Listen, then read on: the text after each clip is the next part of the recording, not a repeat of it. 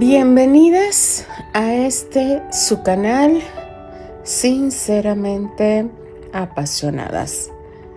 Les habla Alfonsina.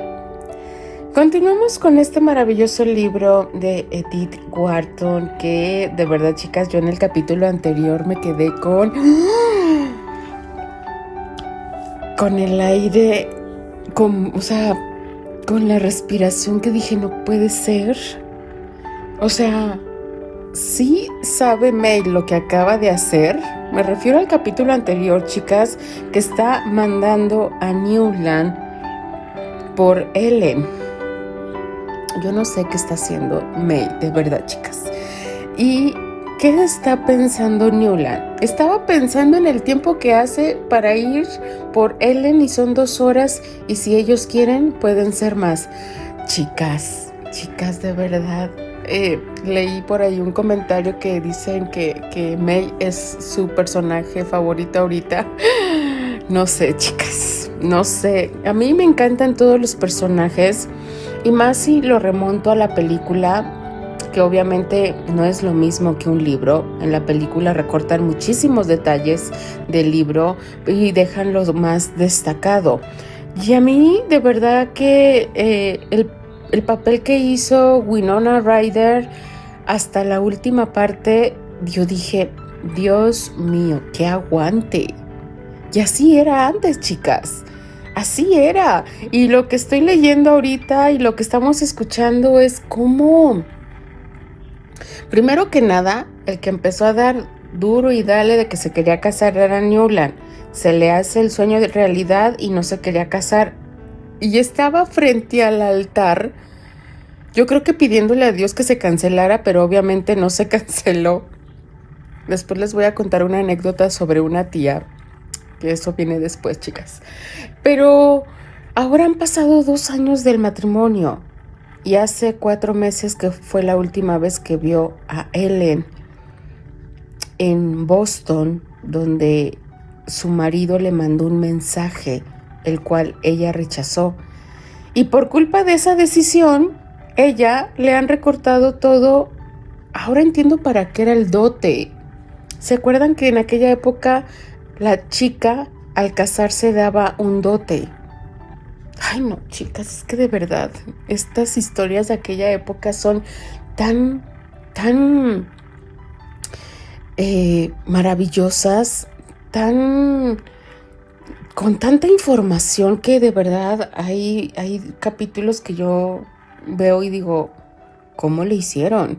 Porque ahora desterraron socialmente a los Beaufort.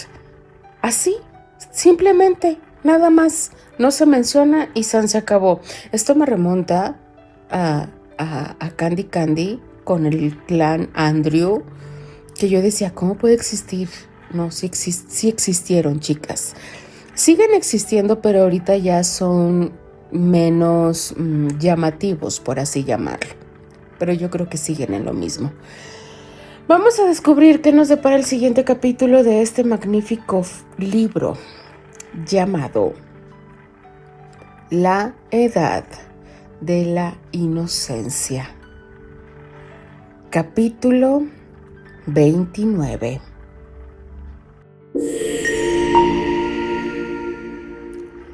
La berlina azul oscuro de su mujer, que todavía conservaba el barniz de la boda, esperaba a Archer en el transbordador y lo condujo con gran pompa a la terminal de Pensilvania en Jersey City. Era una tarde sombría, caía la nieve y estaban encendidas todas las lámparas a gas de la inmensa estación en que retumbaba el ruido. Mientras se paseaba por el andén esperando al expreso de Washington, recordó que había quienes pensaban que algún día habría un túnel bajo el Hudson por el cual los trenes del ferrocarril de Pensilvania podrían correr directamente hacia Nueva York. Eran de la raza de los visionarios que igualmente predecían la construcción de barcos que podrían cruzar el Atlántico en 5 días, la invención de una máquina voladora, de la iluminación por electricidad, de las comunicaciones telefónicas sin cables y otras maravillas de las 1001 noches. No me interesa cuál de sus visiones se hará realidad, reflexionó Archer, siempre que no construyan el túnel todavía. En su infantil e insensata felicidad, se imaginaba a Madame Olenska descendiendo del tren, a él descubriéndola a lo lejos entre la muchedumbre de caras sin interés. La sentía colgarse a su brazo mientras él la conducía al coche. Veía cómo se acercaban lentamente al muelle entre caballos, carros cargados, carreteros vociferantes y luego la sorprendente quietud del barquito, donde se sentarían justo bajo la nieve en el carro inmóvil, mientras la tierra parecía deslizarse bajo ellos, girando al otro lado del sol. Era increíble la cantidad de cosas que tenían que decirle y el orden elocuente con que se formaban en sus labios. El tren se acercó entre estrepitos y quejidos y entró tambaleante a la estación como un monstruo cargado con sus víctimas penetra en su guarida. Archer se lanzó hacia adelante abriéndose paso a codazos entre la multitud y mirando enceguecido ventana tras ventana de los altos vagones. Y de pronto vio muy cerca la cara pálida y sorprendida de Madame Olenska y una vez más tuvo la mortificante sensación de haber olvidado sus rasgos. Se encontraron, sus manos se unieron y Archer la tomó del brazo. «Por aquí, tengo un coche», dijo. Después de eso, esto sucedió como lo había soñado. La ayudó a subir a la berlina con sus valijas y más tarde tuvo un vago recuerdo de haberle dado adecuadamente buenas noticias acerca de su abuela y, en resumen, de la situación de los Beaufort. Lo conmovió la suavidad de su voz al decir: «Pobre Regina». Entretanto, el carruaje había iniciado su camino para salir de la aglomeración en torno a la estación y bajaba por la resbaladiza rampa que conducía al muelle. Amenazados por cimbreantes carretones carboneros, caballos asustados, desvenjecidos vagones del tren expreso y una carroza fúnebre vacía. Esa carroza. Ella cerró los ojos cuando pasaba frente a ellos y estrechó la mano de Archer. Ojalá no signifique, pobre abuelita. No, ella está mucho mejor, está realmente bien. Ya pasó la carroza, exclamó Archer, como si eso cambiara las cosas. La mano de la condesa permanecía en la suya, y cuando el coche atravesaba dando tumbos la pasarela hacia el transbordador, Archer se inclinó, desabotonó el apretado guante marrón de Ellen y besó su palma como si besara una reliquia. Ella soltó la mano con una tenue sonrisa y él preguntó: «¿No esperabas verme hoy?» «Oh, no. Pensaba ir a Washington a verte. Había hecho todos los arreglos. Casi nos cruzamos en el tren». «Oh», exclamó ella, al parecer aterrada ante lo poco que faltó para que se frustrara el encuentro. «¿Sabes que apenas te recordaba?» «¿Apenas me recordabas?» «Quiero decir, ¿cómo te explico? Siempre me pasa lo mismo. Cada vez es nuevo para mí». «Sí, lo sé. ¿A ti también te pasa lo mismo conmigo?», insistió Archer. Ella asintió mirando por la ventana. Ellen. No respondió y él se sentó en silencio, contemplando su perfil que se desdibujaba contra el crepúsculo jaspeado de nieve que se apreciaba por la ventana. Se preguntó qué había hecho en aquellos largos 4 meses, que poco sabían uno del otro. Después de todo, los preciosos minutos escapaban, pero Archer había olvidado todo lo que quería decirle y solo lograba cavilar desesperanzado sobre el misterio de la lejanía y la proximidad de ambos, que parecía estar simbolizado en el hecho actual de estar sentados muy juntos, y no obstante no poder ver sus rostros. «¡Qué bonito coche! ¿Es de May?», preguntó ella de súbito volviendo la cara. «Sí». «Entonces fue May quien te envió a buscarme». «Qué amable de su parte». Archer no respondió de inmediato. Luego dijo en tono airado y brusco: «El secretario de tu marido vino a verme al día siguiente que nos encontramos en Boston. En la breve carta que le enviara no había hecho alusión a la visita de M. Riviere y tenía la intención de enterrar el incidente en su pecho, pero al recordarle ella que estaban en el coche de su esposa, provocó en él un impulso de venganza.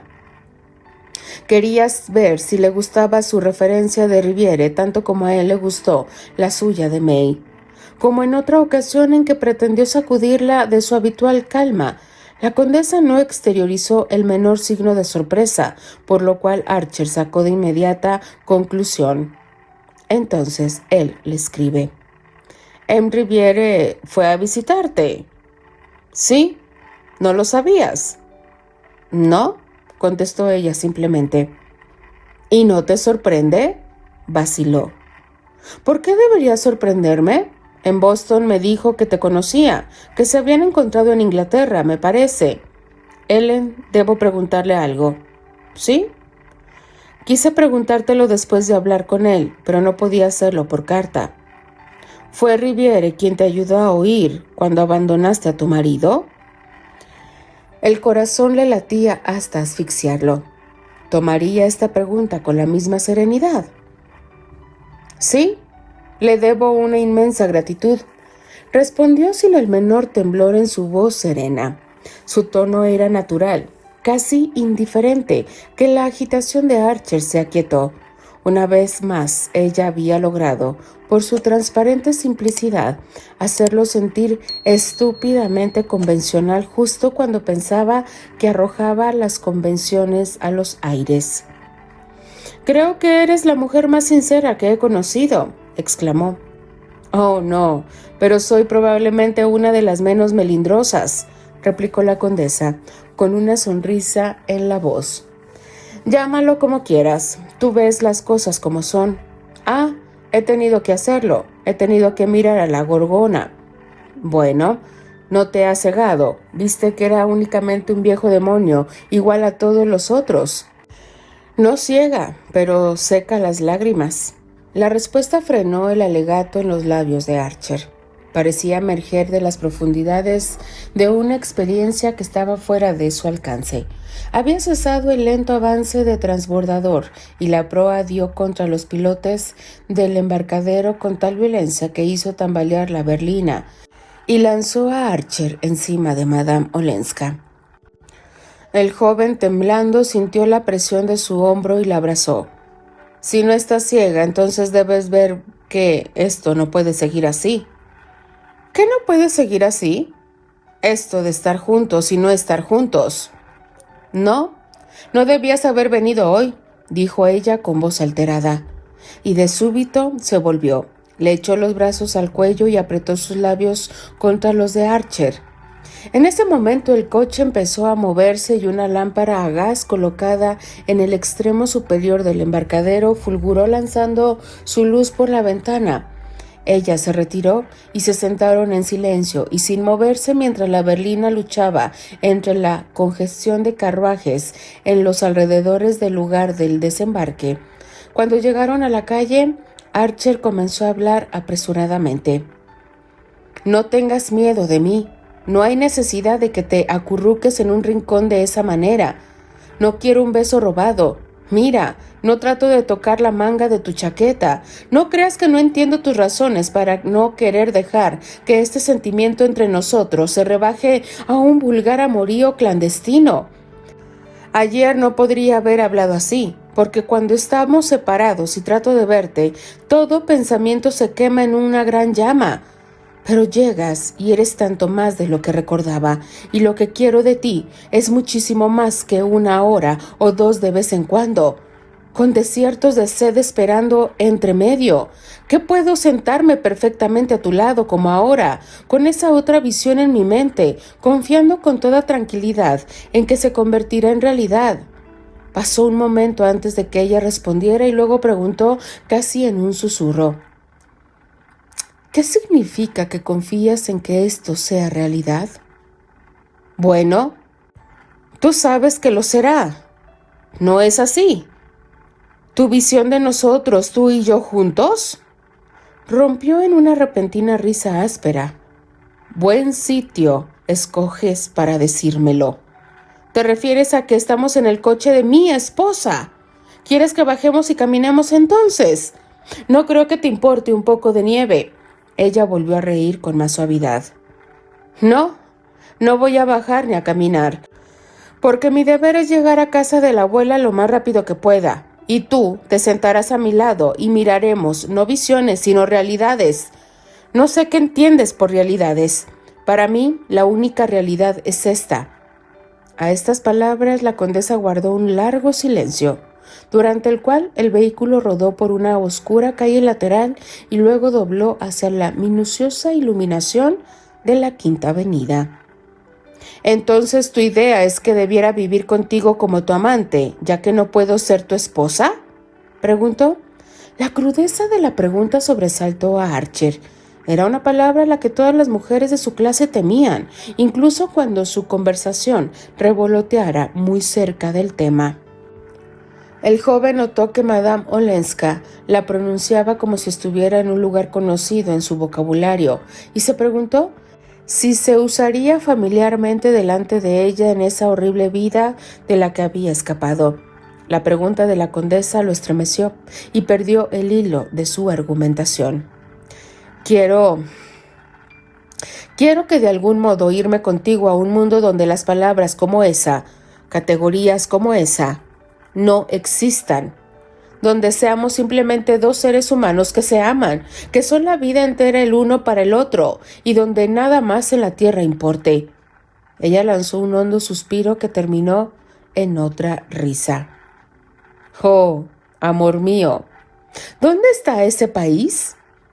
¿Has estado allí?, preguntó, y como él se quedara mudo y taciturno, continuó. Sé de muchos que trataron de encontrarlo y créeme, todos llegaron por error a regiones intermedias, lugares como Boulogne o Pisa o Montecarlo, y no eran en absoluto diferentes del viejo mundo que habían dejado atrás, solo más pequeñas y más sucias y más promiscuas. Nunca la había oído hablar en ese tono y recordó la frase que ella usara poco antes. Sí, la gorgona secó tus lágrimas, dijo, pero también abrió mis ojos. Es un engaño decir que ciega a la gente. Lo que hace es justamente lo contrario. Le cose los párpados abiertos para que nunca más estén en la bendita oscuridad. No hay una tortura china parecida a eso. Debería haber. Créeme, es un mundo pequeño y miserable. El coche había cruzado la calle 42. El robusto caballo de coche de May los conducía hacia el norte como si fuera un trotón de Kentucky. Archer se ahogaba con la sensación de tantos minutos perdidos y palabras vanas. Entonces, ¿cuál es exactamente tu plan para nosotros?, preguntó. ¿Para nosotros? Pero si no hay nosotros en ese sentido. Estamos cerca de solamente si estamos separados. Entonces podemos ser nosotros mismos. De otra manera somos nada más que Newland Archer, el marido de la prima de Ellen Olenska, y Ellen Olenska, la prima de la mujer de Newland Archer, que tratan de ser felices a las espaldas de la gente que confía en ellos. Yo estoy por encima de eso, gruñó Archer. No, no lo estás. Nunca has estado por encima. Y yo sí, dijo ella con voz extraña, y sé lo que es eso. Él guardó silencio, aturdido por un mudo dolor. Luego buscó las tientas en la oscuridad del coche, la campanilla que daba órdenes al cochero. Recordó que May tocaba 2 veces cuando deseaba que se detuviera. Presionó el timbre y la berlina se detuvo al lado del guardacantón. ¿Por qué nos detenemos? Esta no es la casa de la abuela, exclamó Madame Olenska. No, yo descenderé aquí, balbuceó el joven bajando la voz para que el cochero no lo escuchara. Ella se inclinó hacia adelante y pareció querer decir algo, pero él ya había dado orden de seguir el viaje, y el carruaje se alejó mientras él permanecía en la esquina. Había dejado de nevar y se levantaba un viento estimulante que le azotó la cara mientras permanecía parado con la mirada fija. De pronto sintió algo tieso y helado en sus pestañas y se dio cuenta de que había llorado y que el viento había congelado sus lágrimas. Hundió las manos en sus bolsillos y caminó a paso largo por la Quinta Avenida hacia su casa. Continuará. ¿Qué les dije, chicas? ¿Qué les dije? Pero creo que aquí la que es más razonable es Ellen. Ella sabe la situación perfectamente y no puede andar con eso simplemente porque es el esposo de su prima. Y si fuera otra, o sea, como desgraciadamente pasa, si fuera otra, ¿desde cuándo se hubiera hecho amante de Newland Archer a pesar de estar casado? Denle like a la narración, me interesan sus comentarios, chicas, por favor háganlo, de verdad que son historias maravillosas que ya no tienen tanto impacto, pero creo que sí lo deberían de tener porque muchas situaciones se han olvidado en esta época. La buena literatura se ha ido para siempre y debemos aprovecharla. Denle like a la narración, déjenme sus maravillosos comentarios. Yo simplemente me despido. Les habla Alfonsina, la chica de los labios rojos, y de parte de las apasionadas. Nos escuchamos en el siguiente capítulo. Adiós.